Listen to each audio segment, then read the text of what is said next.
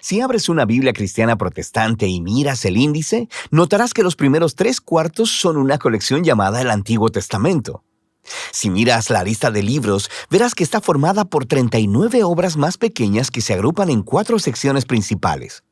Las primeras 5 son llamadas el Pentateuco, seguidas de los libros históricos, luego los libros poéticos y finalmente los libros de los profetas.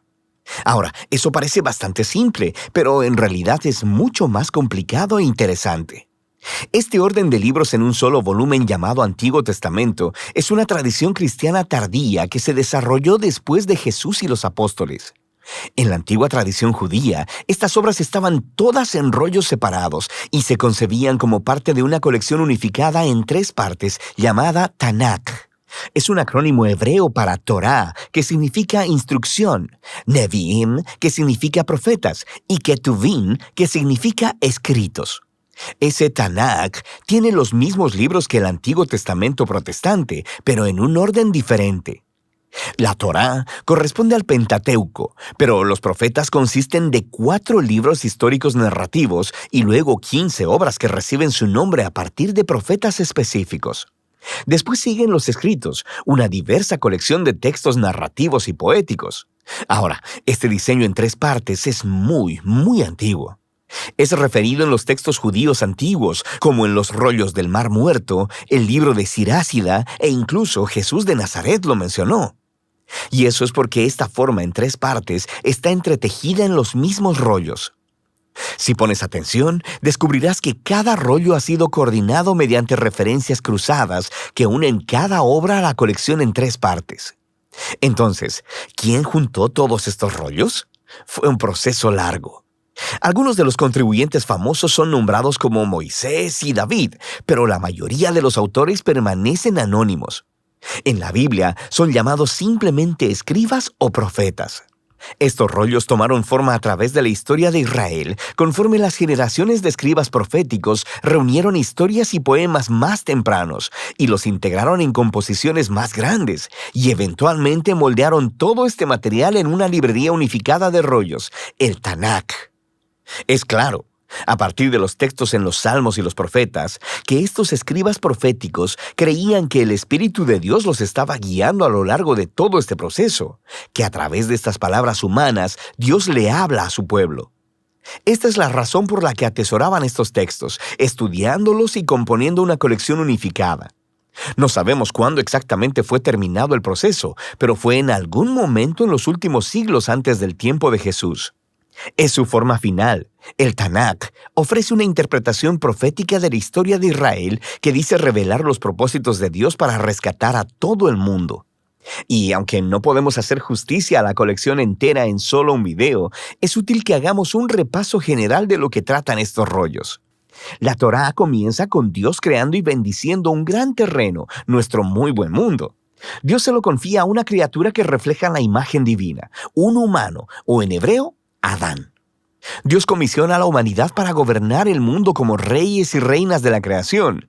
Y la pregunta es si ellos confiarán en la sabiduría de Dios para discernir el bien y el mal, o tomarán autonomía y definirán el bien y el mal por ellos mismos.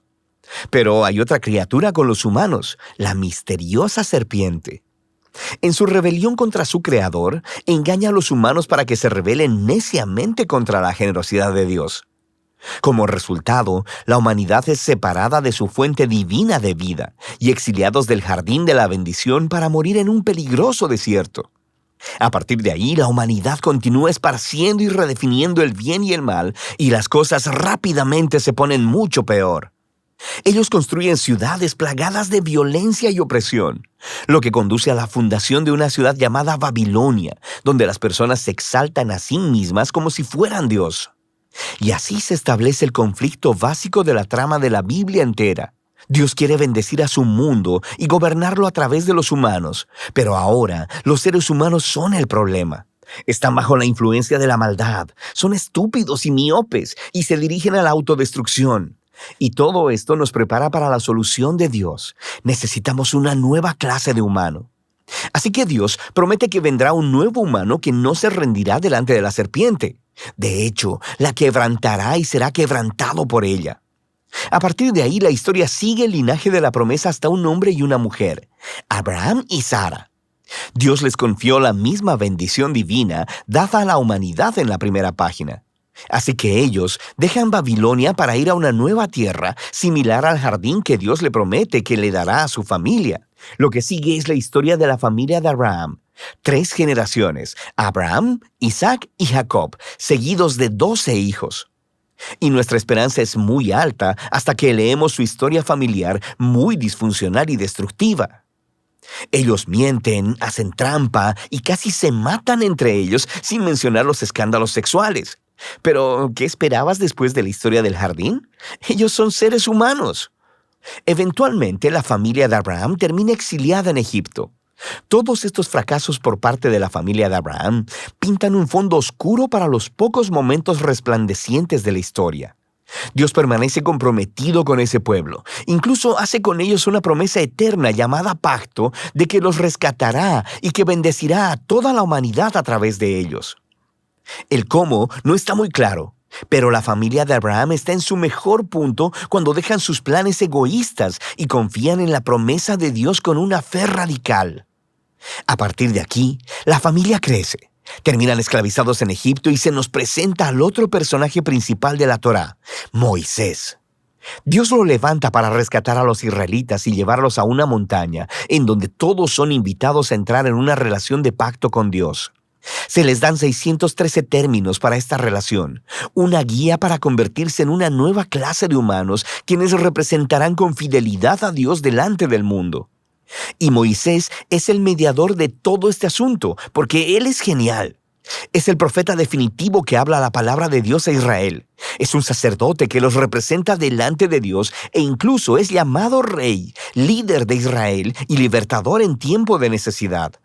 Pero conforme continúa el viaje, los israelitas fallan estrepitosamente. Violan el pacto e incluso Moisés se rebela contra Dios. De hecho, la Torá termina con Moisés prediciendo que el fracaso de Israel continuará conforme regresan a la tierra prometida y que terminarán en el exilio una vez más. Pero él tiene la esperanza de que Dios cumplirá su promesa de rescatar a Israel.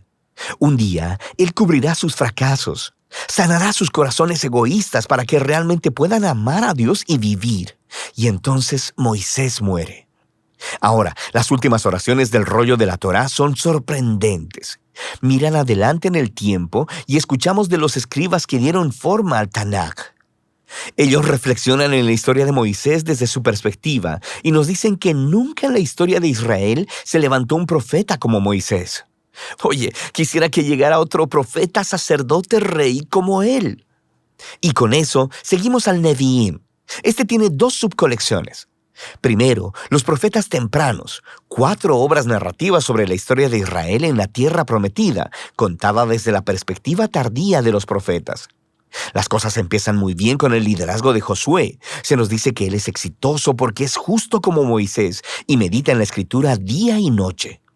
Pero eventualmente, incluso Josué fracasa, empezando el largo y violento descenso de Israel a la autodestrucción, como Moisés y la historia del jardín anticiparon. Estas historias se enfocan principalmente en el fracaso de los reyes, profetas y sacerdotes de Israel.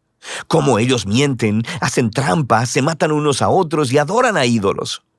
Es básicamente una repetición más larga y sangrienta de los fracasos de sus antepasados, pero hay algunos momentos resplandecientes. Dios reafirma su promesa de pacto de bendecir a la humanidad a través de un nuevo humano. Será un rey del linaje de David. Tienes algunas historias de personas como David y Salomón que tienen momentos como Abraham, cuando confían en Dios, pero nunca dura mucho. Y por supuesto, la familia de Abraham termina justo ahí donde empezó, conquistada y exiliada en Babilonia. Pero recuerda, toda esta historia está siendo contada desde la perspectiva posterior de los profetas, y ellos saben que el exilio no es el final. Así que diseñaron estas historias del pasado de Israel como indicadores a su esperanza futura. Cuando Dios rescate a su pueblo de Babilonia, enviará un nuevo rey que será como lo fueron Moisés, David y Salomón en su buena época. De hecho, de eso trata la segunda parte del Nevi'im, los profetas tardíos. Hay 3 obras largas y 12 obras cortas, conectadas con profetas específicos. Este diseño intencionalmente recuerda a los 3 más 12 ancestros de Génesis, cuyas historias de fracaso contienen las semillas de esperanza futura. Estos rollos proféticos están llenos de referencias cruzadas que enlazan a la narrativa de la Torá y los profetas y siguen desarrollando la historia. El trabajo de los profetas de Israel era ser como Moisés al acusar al antiguo Israel por su fracaso y corrupción y advertirles acerca del resultado inminente, el gran día del Señor que terminó con la derrota y el exilio en Babilonia. Pero los profetas también prometieron que Dios tenía el propósito de purificar a su pueblo y recrear un nuevo Israel, quien sería fiel como lo fue Abraham. Ellos vivirían en una nueva relación de pacto con Dios bajo la autoridad de un gobernante prometido que es descrito como un nuevo Moisés, pero llamado como David. Él será quien restaurará la bendición de Dios a todo el mundo. La conclusión del Nevi'im es justo como la Torá. Hay una nota de los escribas proféticos del Tanakh. Ellos reflexionan en la historia hasta ese punto y exhortan a los lectores a anticipar la llegada de un profeta como Moisés, a quien llaman Elías. Él anunciará la llegada del Dios de Israel para purificar y salvar a su pueblo. A partir de aquí, nos dirigimos a la tercera y última subcolección del Tanakh, una diversa colección de rollos. Cada uno ha sido diseñado para conectar con temas claves de la Torá y los profetas, y desarrollarlos todavía más a través de un elaborado tapiz de referencias cruzadas. Por ejemplo, el rollo de los Salmos es presentado por 2 poemas que están coordinados con el principio de la Torá y los profetas. En el primer salmo se nos presenta al justo, quien es descrito como un nuevo Josué, un exitoso líder que medita en las Escrituras. Él es como el rey prometido a Moisés y como el eterno árbol de la vida en el jardín del Edén. El Salmo 2 identifica a esta figura. Es el rey prometido, el Hijo de Dios, del linaje de David, quien derrotará la maldad entre las naciones y restaurará la bendición de Dios al mundo.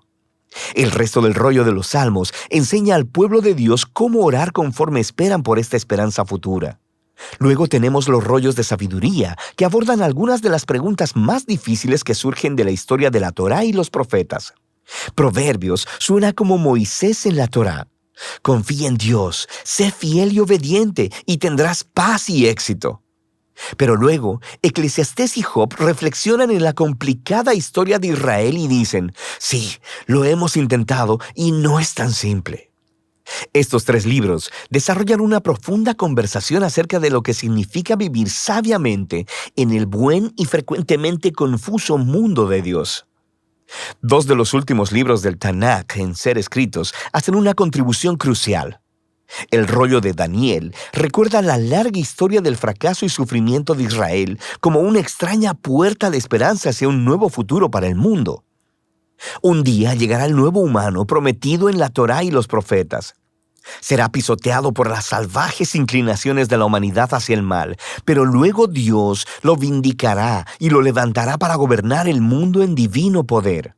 Finalmente, el rollo de Crónicas recuenta la historia entera del Tanakh, desde el principio hasta el regreso de Israel del exilio. El autor se enfoca en la promesa de Dios a David de un rey futuro que reunirá al pueblo de Dios en una nueva Jerusalén y traerá bendición divina a las naciones. Las últimas líneas del rollo de Crónicas han sido coordinadas con textos claves por todo el Tanakh. Mantienen viva la esperanza de un regreso definitivo del exilio, apuntando a la llegada de un israelita con quien Dios está, quien pueda ir y restaurar a la nueva Jerusalén. Y así es como termina la historia. El Tanakh es una majestuosa e intencionalmente diseñada colección de antiguos rollos hebreos. Estos diversos textos de todos los periodos de la historia de Israel han sido entretejidos como una historia unificada acerca de la promesa del pacto de Dios para Israel y para toda la humanidad. Fueron hechos para toda una vida de lectura y reflexión, conforme estas asombrosas palabras humanas ofrecen una palabra divina de sabiduría y de esperanza futura que todavía habla hoy.